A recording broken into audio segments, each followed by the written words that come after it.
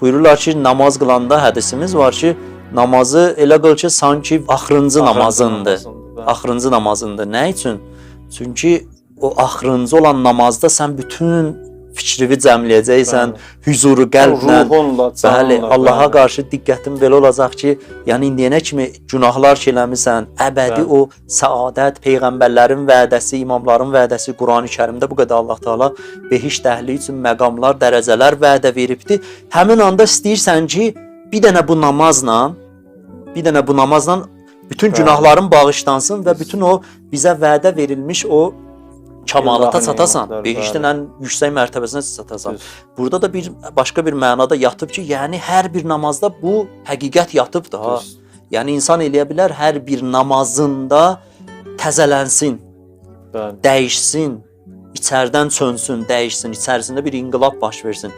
Yəni indiyənə kimi 30 il, 40 il, 50 il, 60 il ki yaşayıb bir namaz insanı o cür dəyişdirə bilər. Niyə? Çünki namazda insan Allahla üns tapır.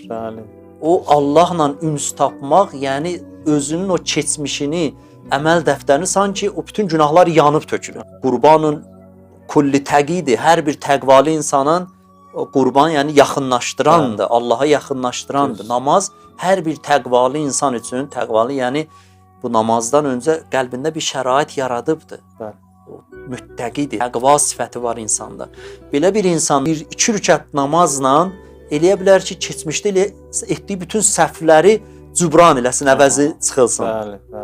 O Allahın nurundan bəhr almaqla, namazda nəinki fəqət namazın zahirini əda eləməklə, bəlkə namazın həqiqətinə varmaqla. Və nöqtə budur ki, nəyə görə deyirlər axırıncı namazında? Çünki hər namazında sən kamal tapmalısan. Hədisdə var ki, hər evdə it olsa mələk ora daxil olmaz. La tədxulul mələikət beytən fihi kəlbun.